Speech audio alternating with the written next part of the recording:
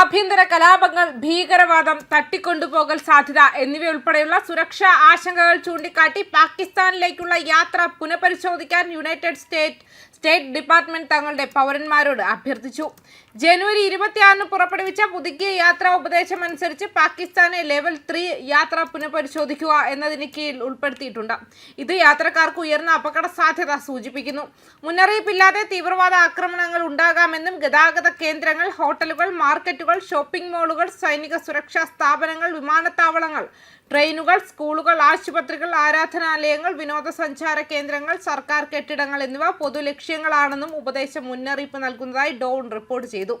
ഖൈബർ പഖ്തൂൺഖ്വയുടെ ചില ഭാഗങ്ങൾ ഉൾപ്പെടെയുള്ള ചില പ്രദേശങ്ങളെ ലെവൽ 4 യാത്ര ചെയ്യരുത് മേഖലകളായി നിശ്ചയിച്ചിട്ടുണ്ടെന്നും ഇത് സ്റ്റേറ്റ് ഡിപ്പാർട്ട്മെന്റ് പുറപ്പെടുവിച്ച ഏറ്റവും ഉയർന്ന മുന്നറിയിപ്പ് ലെവലാണെന്നും അറിയിപ്പിൽ പറയുന്നു.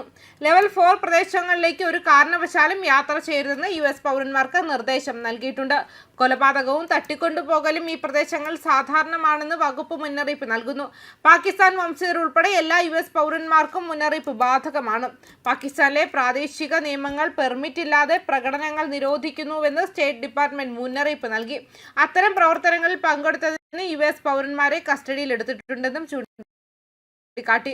ലെവൽ 3 ഉപദേശം സുരക്ഷയ്ക്ക് ഗുരുതരമായ അപകട സാധ്യതകൾ സൂചിപ്പിക്കുന്നു. ഇത് യാത്രക്കാരെ അവരുടെ പദ്ധതികൾ പുനഃപരിശോധിക്കാൻ പ്രേരിപ്പിക്കുന്നു. അതേസമയം ലെവൽ 4 എല്ലാ യാത്രകളെയും നിരുത്സാഹപ്പെടുത്തുന്നു.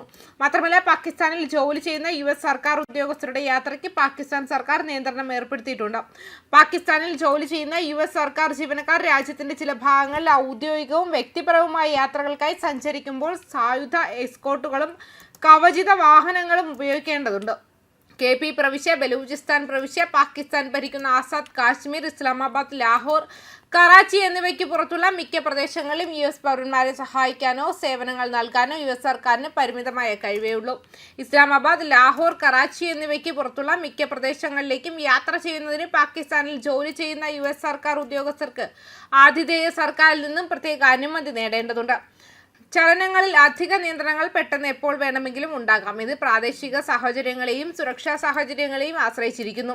പാകിസ്ഥാനിൽ ജോലി ചെയ്യുന്ന US സർക്കാർ ജീവനക്കാർക്ക് രാഷ്ട്രീയ റാലികളോ മതപരമായ ചടങ്ങുകളോ പോലുള്ള വലിയ ഒത്തുചേരലുകളിൽ പങ്കെടുക്കുന്നതിന് പൊതുവെ വിലക്കുണ്ട്.